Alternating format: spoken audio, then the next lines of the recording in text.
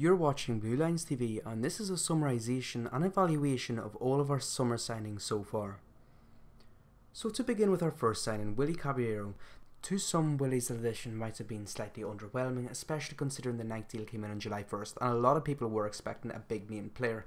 But considering we signed the 35-year-old veteran on a free transfer, I think we've got a steal. Now 35 might sound surprising, with Willie having strong speed and a good reading of the game with the ability to cut out danger in the early stages. He's quite good in one-on-ones and has a very good opening burst of pace to get out there and cut out the danger, like I said. Last season he was called upon 23 times, providing 7 clean sheets when needed. More impressively, 15 wins came from the 23 appearances and only 3 losses. With good shot stopping reactions and long-term experience, with the ability to be called upon at just about any stage in the season and not look rusty, because let's not forget he did replace Bravo at times for Manchester City, and with Begovic often looking rusty whenever he came in, Willie Caballero didn't really display this for me, at least for Manchester City in my opinion. He always looked up to the task, and even at 35 years old his experience in my opinion really did kick in. But moving on to Antonio Rudiger now, a lot of question marks over his signing as well, because reportedly he wasn't our number 1 option, and this disappointed quite a few people. But when you actually break down what the player is all about, you begin to realise that he does actually suit Antonio Conte very well. Rudiger has a long stride, helping him cover ground extremely quickly. Not only that, but he has a quick burst of pace to follow his opening touch, which he can use to get out of those pressured situations when we are being pressed. His large frame and wide leg span rapidly accelerate without it seeming like he's even changing gear, and this is very beneficial as well, because it looks as if he's in a tight situation, but he has the physical attributes to get out of it with ease. Despite his relative lack of muscle on his top half, his tall height gives him presence in the air as well as on the ground. Now one could argue that he might not be as dominant as Kurt Zouma, a player of course we let go, but nevertheless his heading is certainly not a weakness. Sliding tackles are another strong attribute of Rudiger's, adding to his impressive recovery traits. Now what do I mean by recovery?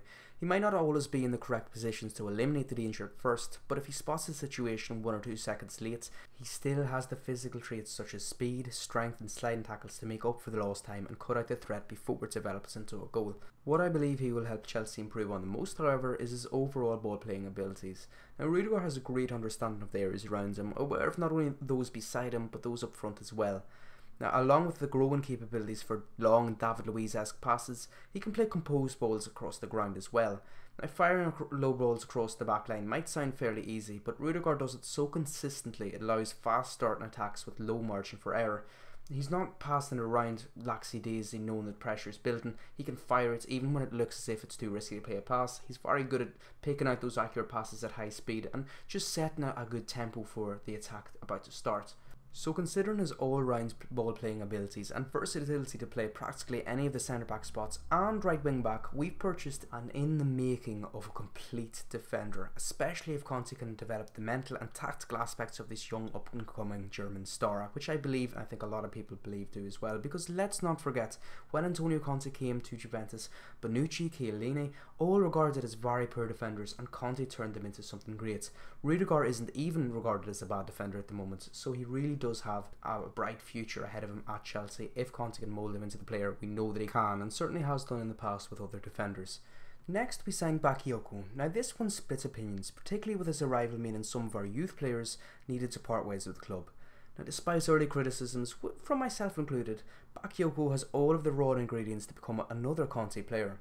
Makelele himself speaks highly about the star, claiming he helped Bakayoko improve as a player in the aim for him to become a more complete midfielder. Makelele also claims that the move to Chelsea for the 22-year-olds will give Bakayoko a chance to take his game to the next level. Now, Makelele has previously come out and spoke about players like N'Golo Kante. I think we all hope that it goes the same way for Bakayoko, but what is Bakayoko's game? How can he take it to the next level?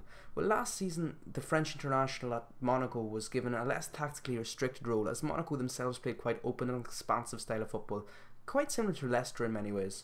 Now this gave Bakayoko the opportunity to adapt into a true box-to-box, with the player having a large open area to burst through at any given stage. Many people have made the argument that Bakayoko has only had 1 year of development at Monaco at the top level, and this is true, but that 1 year might be equal to 2 because he was playing in a style, in a system, in a team than most other players get in terms of development. In even 1, 2, 3 seasons away from their club, or even at their club, many teams don't play to a style that suits their players. Bakayoko was fortunate enough to be in a Monaco side that allowed him to develop in leaps and bounds in just 1 season.